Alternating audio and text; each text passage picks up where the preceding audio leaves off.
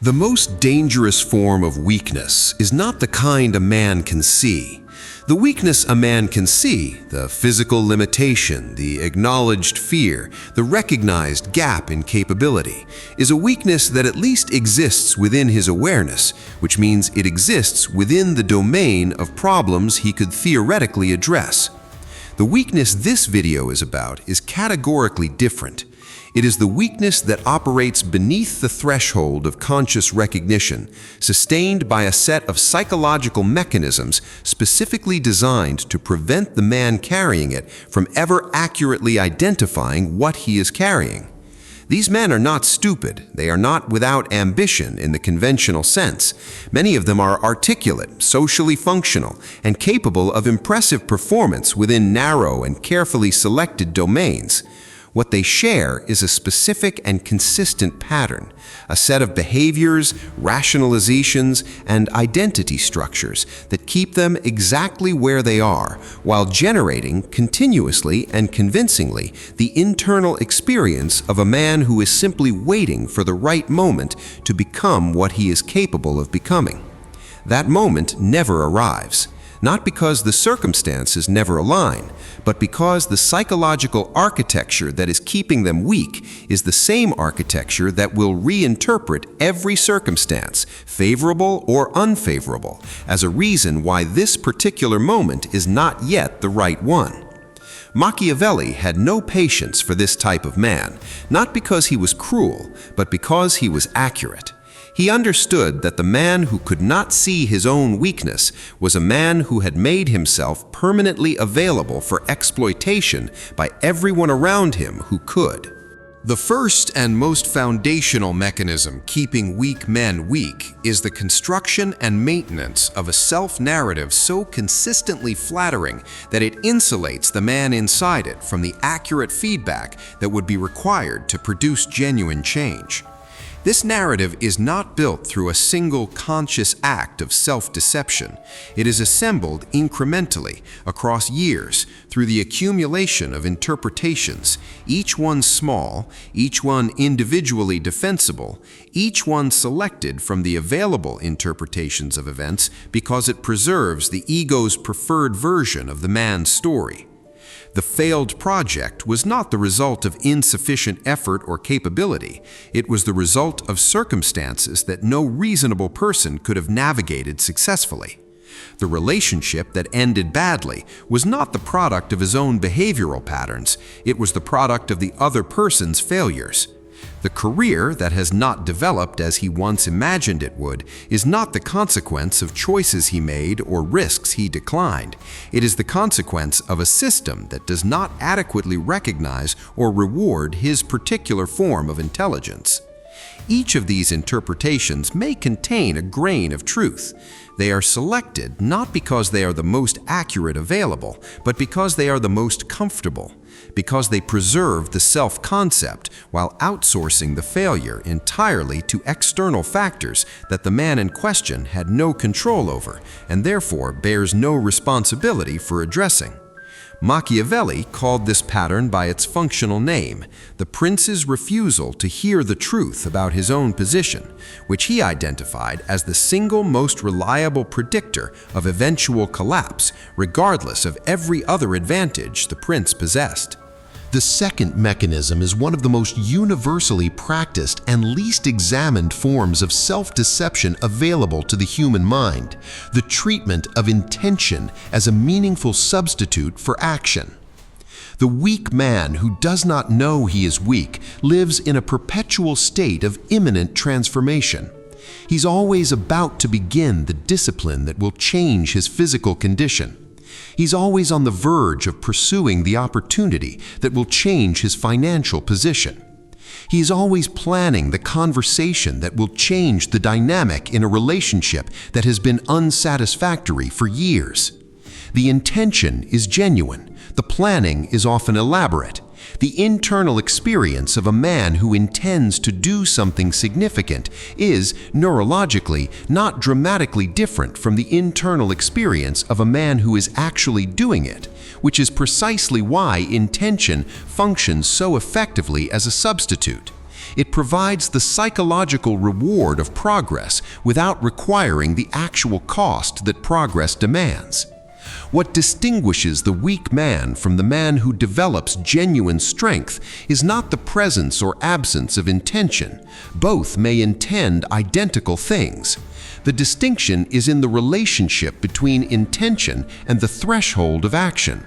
Specifically, whether the intention is allowed to function as a destination in itself, or whether it is treated as the beginning of a sequence that must be completed through concrete, costly, uncomfortable action, regardless of whether the timing feels optimal. The weak man's intentions are always sophisticated and always pending. The man who builds genuine strength treats intention as a liability, a check written against future action that must be cashed immediately or forfeited entirely. There is a specific form of activity that weak men deploy with remarkable consistency and remarkable effectiveness. Remarkable because it successfully mimics the appearance of productive effort while producing none of its outcomes. It is busyness, the filling of available time and energy with activity that is real, that is effortful, and that generates the genuine internal experience of a person who is working hard, while being carefully and often unconsciously selected to avoid the specific category of difficult action that would actually produce meaningful change. The weak man is genuinely busy. He has commitments, obligations, projects, and demands on his time that are real and that he manages with genuine effort. What distinguishes his busyness from productive effort is not the quantity of activity, but its relationship to the actual leverage points in his life, the specific actions that, if taken, would produce the changes that his self-narrative claims he desires. These actions are consistently absent from his schedule, not because he has explicitly decided not to take them, but because the busyness that fills his time is always slightly more urgent, slightly more comfortable, or slightly more socially legible as effort than the genuinely difficult action that his actual development requires. Machiavelli observed this pattern in the courts he studied. Advisors who were perpetually occupied with the management of existing arrangements and perpetually unavailable for the strategic thinking that would have changed those arrangements.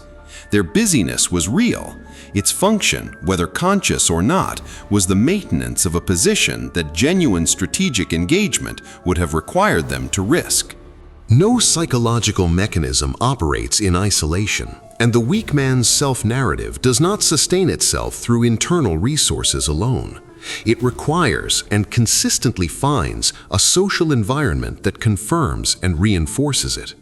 The social environment of the weak man who does not know he is weak is typically composed of people at a similar level of development who share similar self-narratives and who have an implicit mutual interest in the maintenance of those narratives. In this environment, the ambitious intention is celebrated as though it were the accomplished fact. The obstacle that prevented action is analyzed and validated rather than examined for whether it was genuinely insurmountable or simply sufficiently uncomfortable to justify avoidance. The external factors responsible for the outcomes that the man's own choices actually produced are confirmed as real and significant because confirming them costs the confirmer nothing and preserves the social harmony of the group. This is not malicious. The people in this environment are not consciously colluding to prevent each other's development.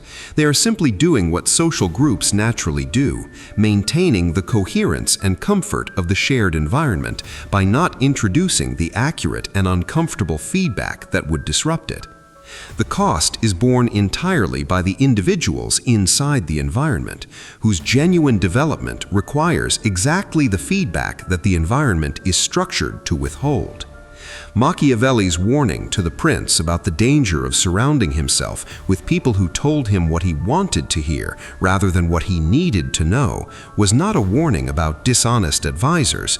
It was a warning about the entirely natural human tendency to construct social environments that confirm existing self-concepts rather than challenge them. The moment at which the weak man who does not know he is weak becomes capable of genuine change is not a dramatic revelation. It is not the external shock that finally makes the truth undeniable, though sometimes that shock is what precedes it. It is a specific internal shift, the moment when the accumulated cost of the flattering self-narrative becomes large enough and concrete enough to be felt as more threatening than the discomfort of accurate self-assessment. This shift is not guaranteed.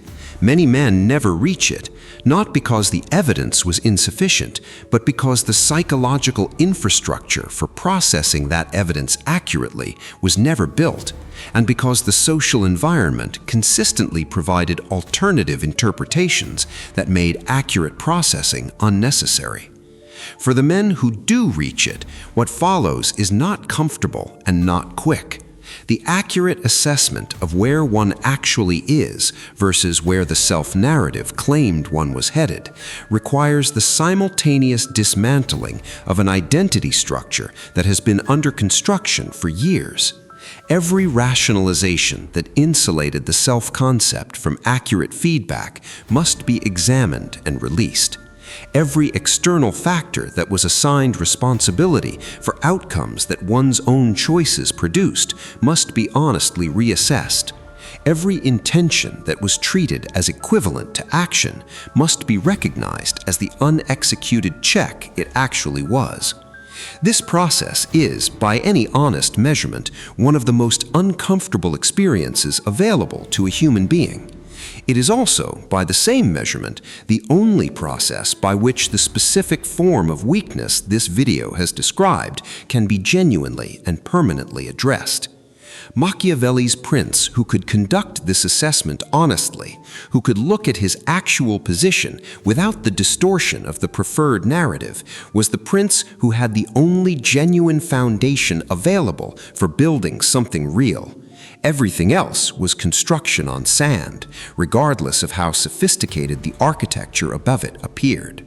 The weak man who never discovers what he is pays a specific and compounding price across the entire length of his life. It is not the dramatic price of obvious failure. That price is at least legible, at least nameable, at least capable of producing the crisis that sometimes precedes genuine change.